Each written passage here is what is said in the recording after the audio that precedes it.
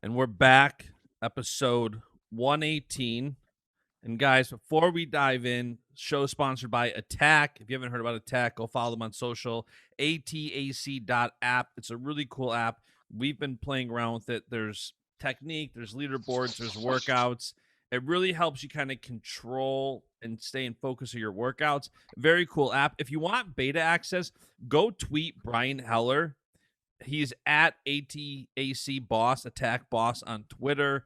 He's the one who can get you access because we're going to give some away, but we're getting blown up with DMs and tweets like, I need access. So go bother him and he'll get you access.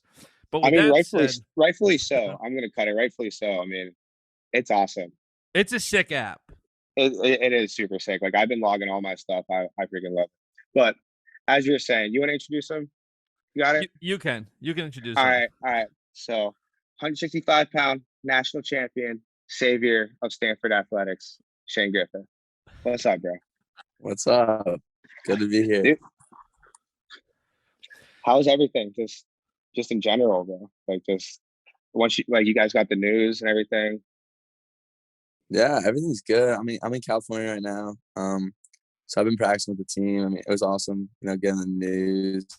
But I don't know, morale's been high, and we're kind of just like taking the steps forward with the recruits and obviously a new coaching position as well as our coach left. But yeah, everything's good right now.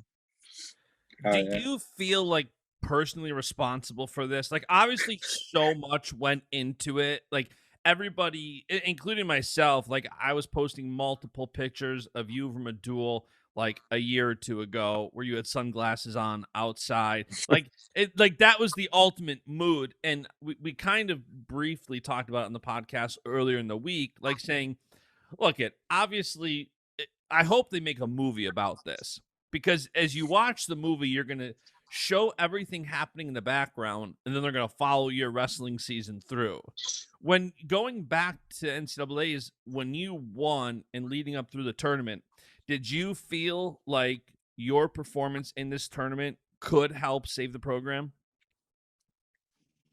I definitely thought I was going to play at least like a little bit of factor. I mean, but overall, it's kind of our last time being together in our eyes. And even though like we were fighting for it and going through the whole process, it was just really about like one last ride with like our family and environment. I think what gets overlooked a lot is Jason Borrelli, our head coach. I think he actually is the main reason we got this program back and other sports back. I feel like a lot of coaches here were like kind of ready to like concede to it and like just roll over, but Jason took initiative and kind of took the steps forward and kind of got everyone to hop on the bandwagon and kind of take a push to save the program. Is it bittersweet that he now took the job at American?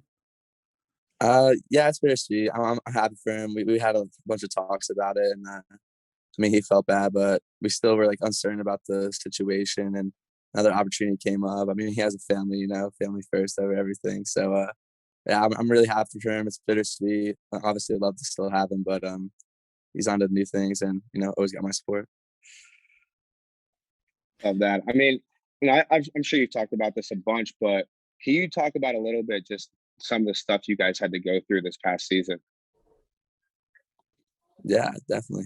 I mean, just for starters, like we were like one of the only ones on campus, so California was the worst with COVID. We were pretty much locked down. There was nowhere to go. Like, you weren't allowed to leave campus, and it was literally just us. And they wanted to make us like hang out in like little pods too. So we were really like confined and really restricted. Like seeing like 4 people like day in and day out for like months on end. It's hard to compete like that, man. Like, whenever you like don't have just like your normal like lifestyle, you're like kind of like confined like that, even like all the testing and everything like that, it's hard to like have like a clear mind and just go compete. Yeah, it was brutal. And I talked to my dad about it. And I mentioned a couple other interviews before, like my dad didn't want me to wrestle just because our environment was just really shitty. And I mean, like, yeah, we were getting tested 9-10 times a week. That's insane. Like multiple times. That's a lot. Yeah, it was absurd. Like, we didn't have access to our wrestling facility and stuff. Like, as awesome as it was being together with everyone, it was like a little depressing too, because like every holiday. We were there for Thanksgiving, Christmas, New Year. Like we weren't allowed to leave because if you left, you had to go back to like a 2-3 week lockdown, and we didn't know like when season was starting. So like we were doing like steam room like workouts like in our bathrooms and stuff, like just trying to put like every little thing together. Anything. Yeah. So going back to NCAAs, you had a heck of a run. You know, I look at it, I think seeds, and Cenzo and I talk about this all the time, like seeds are very meaningless in many ways. Like if you look at what the seeds are, I don't think they accurately represent like who's an underdog, who's not. But I feel like most people did not pick you, despite the fact that you're. I did. Cenzo did. So it's like, dude, I wrestled you your redshirt year. I was like, this guy's gonna be a national champ, no doubt. So, yeah. I want another match. Let's do it. We'll do it sometime. Well, you guys did get kind of robbed of a potential match in 2020 when Cenzo's the 2 seed, Shane, you're the 3 seed. That could have been an amazing semi, and we all got robbed of that. Hey, you guys, maybe you'll see it. Maybe in freestyle, you'll never see it in folk style though. He's done. He's taking the boots up. Maybe on an NLWC Rokfin card. Freestyle. We could do folk style rules though. No, we can't. I'm done with that. I'm retired. Retired from folk style wrestling. What if his only stipulation was, I'll wrestle you on the card, but it's got to be folk style? I mean, I don't know. Like, I won the first one, so like I don't need another one. I'm good. Oh, those are fighting words right there. No, listen, we could do it. That'll be funny. No, but anyway, after that match, I I talked to my coach. I was like, this dude is the real deal. Like, he's good. Do you remember that like well or anything? I don't know. Yeah, I mean that was a huge turning point for me because at the time it was my only college loss until like pretty much Valencia in the Pac-12s. So obviously that's a little sour taste in my mouth. But does he remember it? You know, hey, maybe he might remember it a little. He might remember it a little bit. But all right, back to nationals. What's your mindset going in? A lot of anxiety, I would say, just because after, like we just talked about, like after getting canceled last year and freshman year, like we talked about pulling my red shirt and we decided to like keep it going.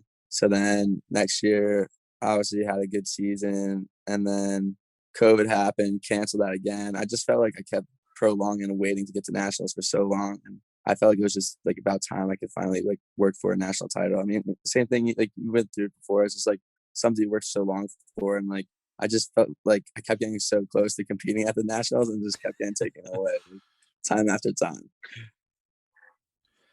Hey, but you got it done. 1 for 1. Yeah. Yeah, you did. And that, like, looking at that bracket, because Cenzo said in this podcast before, he doesn't even know who he wrestles till the Monday before he wrestled them. And similarly, I know a lot of guys for tournaments don't focus too hard on the brackets, but looking at like your potential path, and it kind of changed a lot. I mean, you had guys like Mackay go down, Marinelli went down. You know, like you beat Marinelli, so that's why he went down. But like going through that bracket in your head before, were you thinking about what a deep weight class this was, or was it just, I know if I wrestle my best, I can win? Yeah, I feel like you definitely like look through your bracket a little bit to see where everyone's lined up. But like, yeah, ultimately, like you kind of said before, it was something I really like strive for my whole life, and I really thought I could win it. And obviously, we talked about seeding as well. Like I think I was a little ripped off with my seed, but I mean, it was fine because, you know, if you wanna win nationals, you're gonna have to beat these guys eventually. So and it worked. Who cares out. when it is? You gotta go out for it. Yeah, I actually loved your seed because like I felt like that gave Penn State the best chance to win from where you were put in the bracket, straight up. Because I mean, I don't really think anyone else would have beat Marinelli at that weight. So can you talk about that match a little bit? Yeah, I mean, it was a big match. I looked forward to for so long. I felt like, I mean, it's hard being on the West Coast as well, just like getting a matchup with Iowa or like eventually trying to get like our stars to line to wrestle. I mean, you guys had a great rivalry too. That was fun watching. I just knew like he was another like little obstacle in my way of like being a national champion, and like it was a real like battle test I was looking for the whole time. Like obviously he's been like one of the top guys at the weight for the past couple of years now, and I knew that was a kind of a pivotal moment for me and like my career personally and my success and everything I've been through. And speaking of the seed, to defend myself a little bit, and I'll give credit to Cenzo here. I did the fantasy thing where you pick one guy from a 1 seed, a 2 seed, a 3 seed, and you can only pick one of each seed. So I sent Cenzo, who I had, and I obviously had you as an 8 seed. His initial reaction, I'm pretty sure, was, dude, Shane is the 8 seed. Love that. Like, Yeah. that was right away. So I loved that too. And it's funny because most of the guys at that weight are coming back next year. You know, Marinelli's now coming back. I believe Mackay is obviously coming back. I think he's only a sophomore. Are you at the position now where it's like, I want to defend my throne, this is mine? Or do you feel like it's because I've seen both perspectives of like, this is my throne, I'm going to defend this. And I've also seen like I want to be a 2-time champ. It's not really about what you did, it's about what else you can do. Yeah, I think definitely having like a little chip on your shoulder now and kind of just remembering where you came from. Uh, Obviously, I would love to be a national champion next year as well. For me personally, it's something I kind of throw it all in the past. It's something that I really, like raised upon with my dad, was just always like being 0-0, like your record going into like a match, and like so essentially like for me, it's like kind of just re-altering my mindset and kind of not living in the past of what happened this past year, but rather like, okay, let's get a national title. And like every guy I'm wrestling this year is like standing my way and like, wants to take that away from me. Yeah, and I'm assuming it's obvious you're going to stay at Stanford because at one point you had entered the transfer portal. What was that process like? Yeah, it was just, a little sad reality of just in case we don't get this program back, like I have 3 years of eligibility still. So I kind of have to move forward my next steps and talk to coaches and go through it all. I mean, it was a little chaotic too, because it was all like during wrestling season as well. So at the same time, like I was wrestling with my team at Stanford, but at the same time, I'm talking to other coaches about like going to another school and like wrestling for them.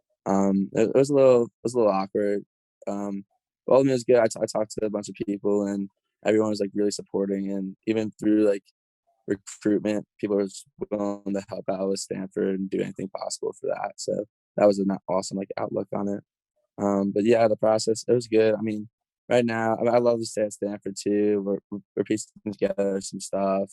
I think I'm still gonna take some official visits, some places, but definitely would love to stay here.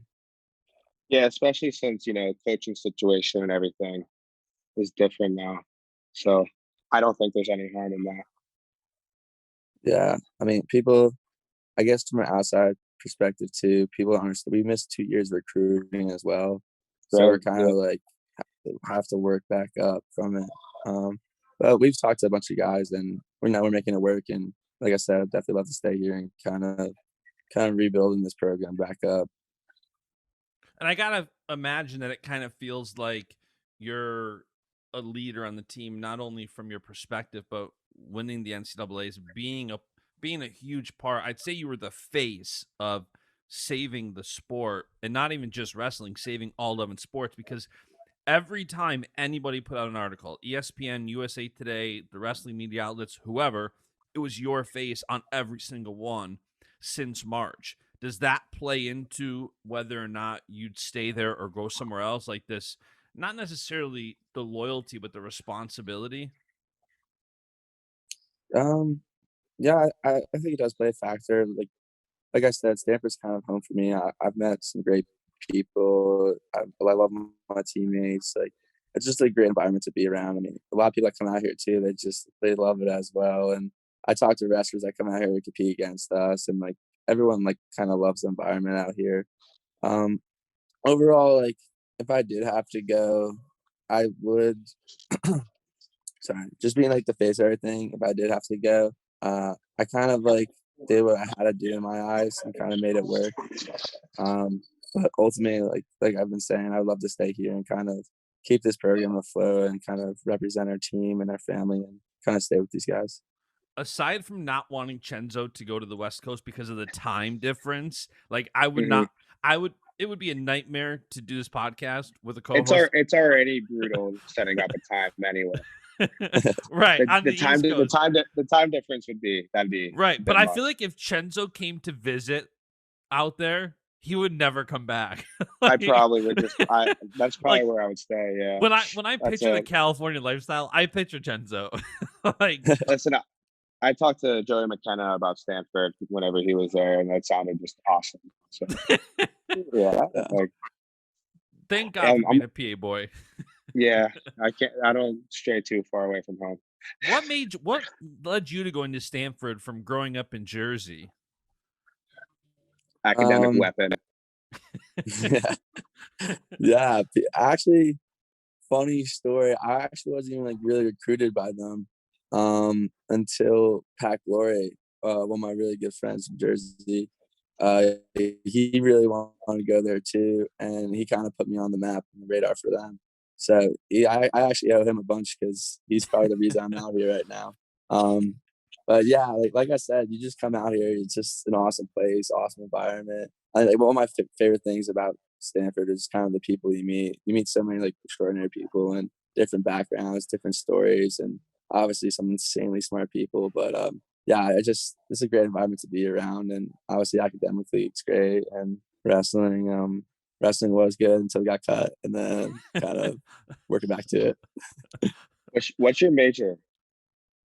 But they do a bunch of like weird majors out here. It's like science, technology, society. Science, technology, society. Yeah. Is that real? Yeah, I couldn't do that. I couldn't do that. Where do you think you stand academically with those around you? Because I like to be the dumbest one in the room because that means I'm surrounded by like smart people. I want to be the dumbest one in the room. But I feel like if I always was, I might not like it so much. Where do you feel like you stand out there? You know, there's some people that are always the dumbest. That would be tough. Probably pretty low, honestly. I mean, maybe I could be a couple athletes out, but there's just people here. Like my friends here, they're all like computer science like majors and like working for like Apple and like Facebook. So it's like, you know, they hold you not high into bar. that. You're not into all not that? as good as that. Not as good as that. Yeah. Do you have any plans to do anything with that part of the degree? Like, are you going to be at Facebook in 5 years? No. Okay. Not smart enough for that. Wait, you just going to keep scrapping? What's up? You just going to keep wrestling? I don't know, honestly. It's something I've thought about. I kind of want to move on eventually. But we'll see.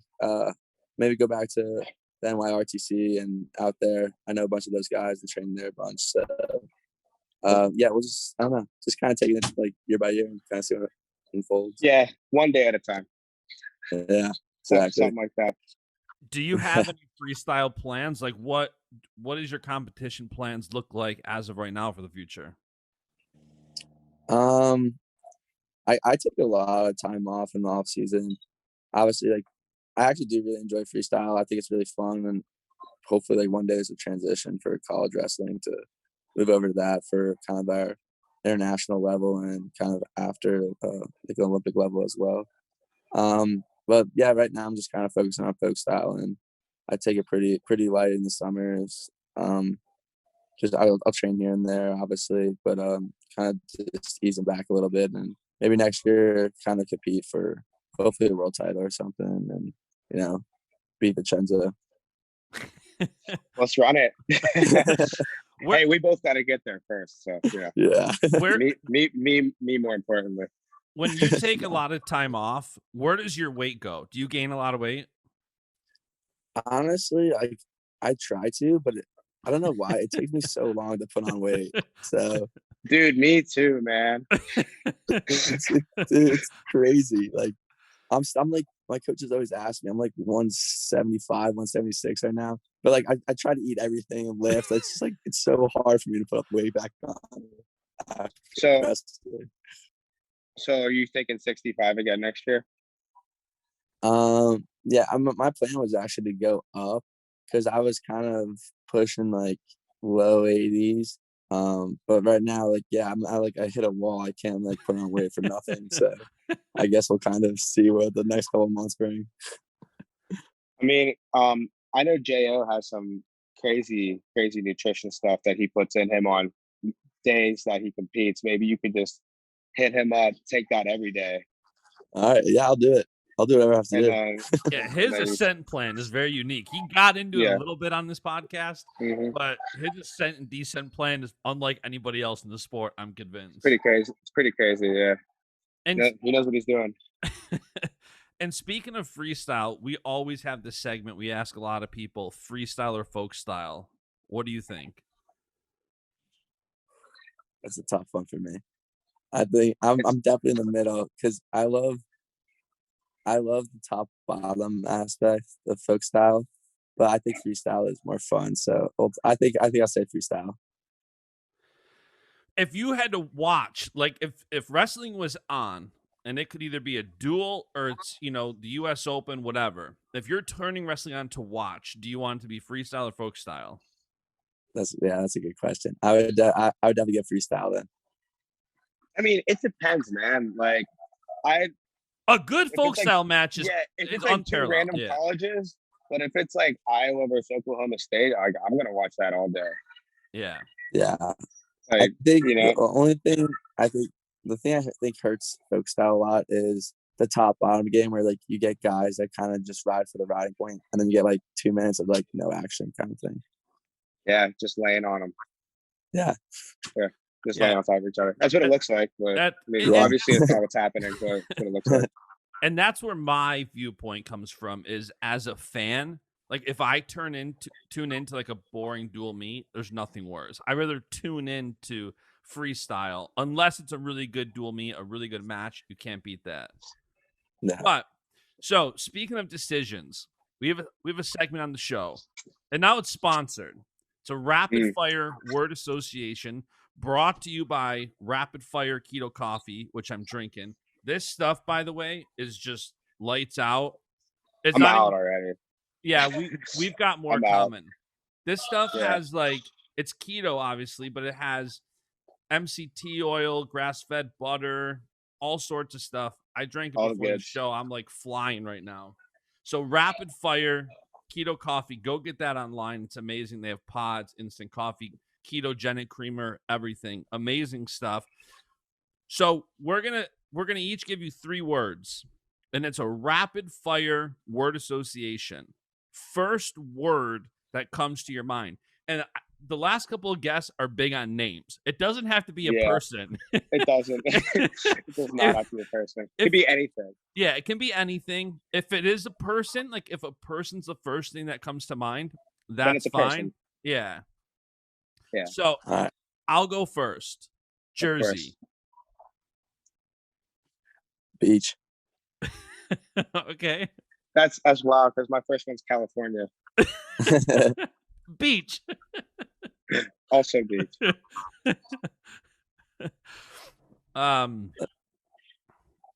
Did you respond?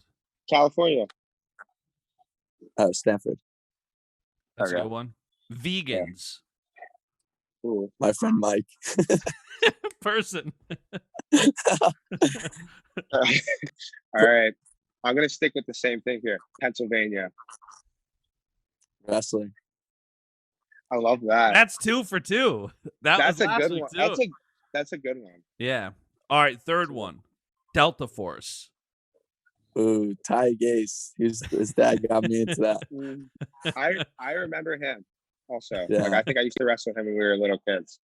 Were you talking about the team Delta Force? Yeah. Delta Force. Okay. Oh, yeah. The team. Yeah, I was talking about the team.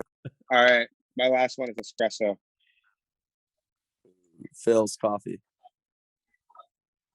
Okay. Fails coffee? Phil's. It's a California.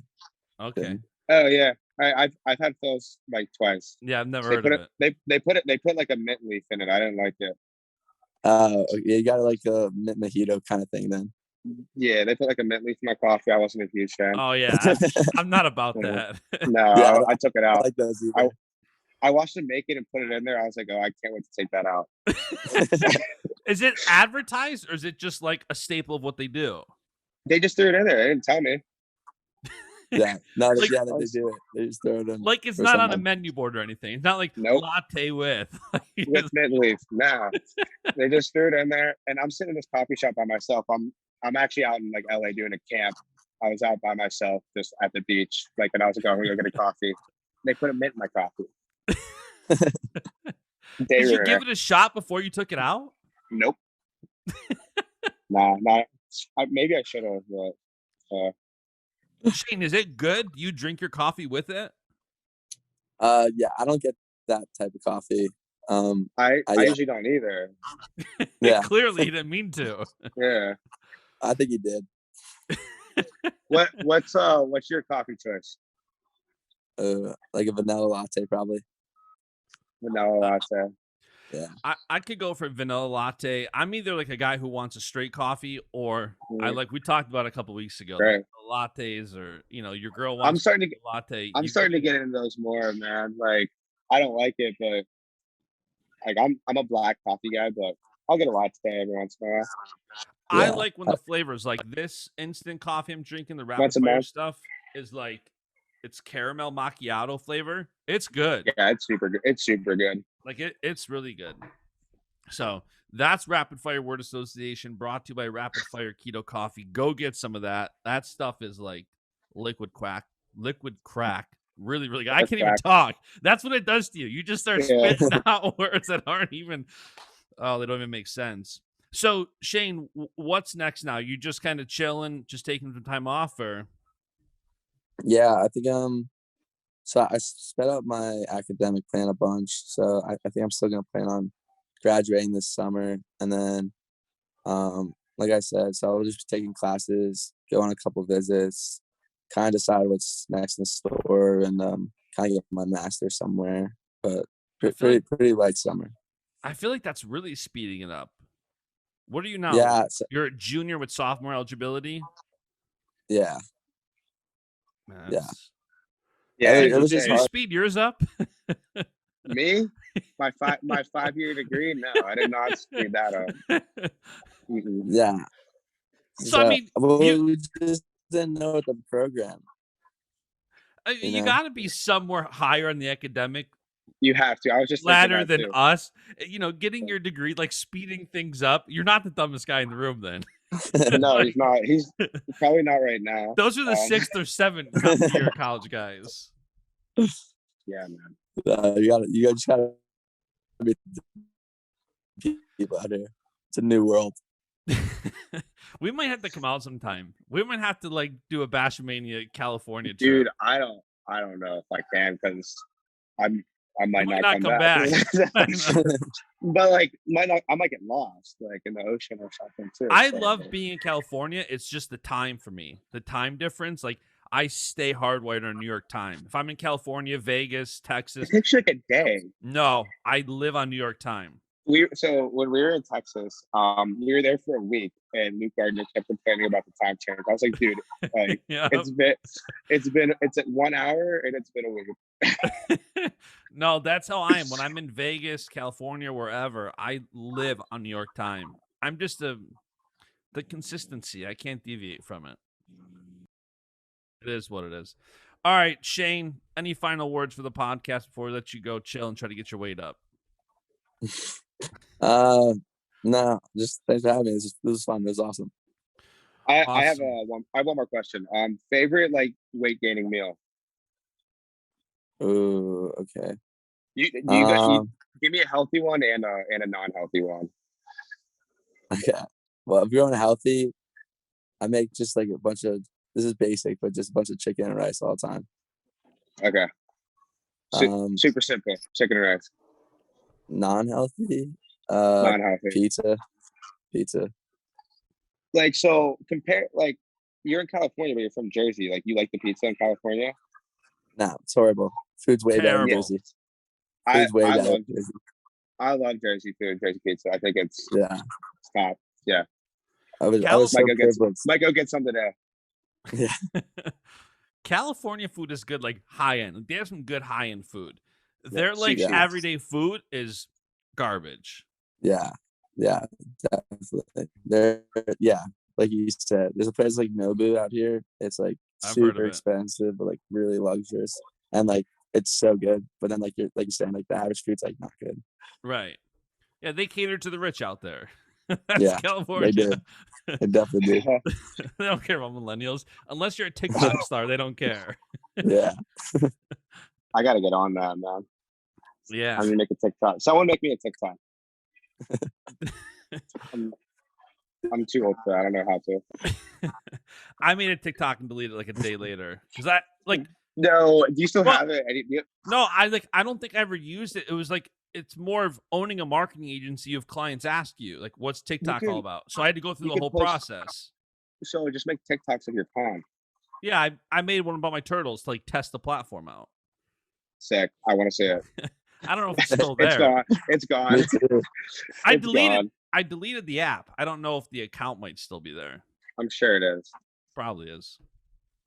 All right, sweet. Cenzo, enjoy the rest of your golf outing. I will. For those, I don't know if we said in the beginning, but for those listening and I'm not at a golf watching, outing in New Jersey he's right in now. a golf outing. He's in like a banquet room because we were trying to get schedules right. So awesome, hey, guys. You gotta do what you gotta do. Thank you for tuning in. Go follow everybody on the podcast, and we'll catch you next time. Shane, thank you, man. Cool. Thanks, boys. Later. See ya. And the beat goes on.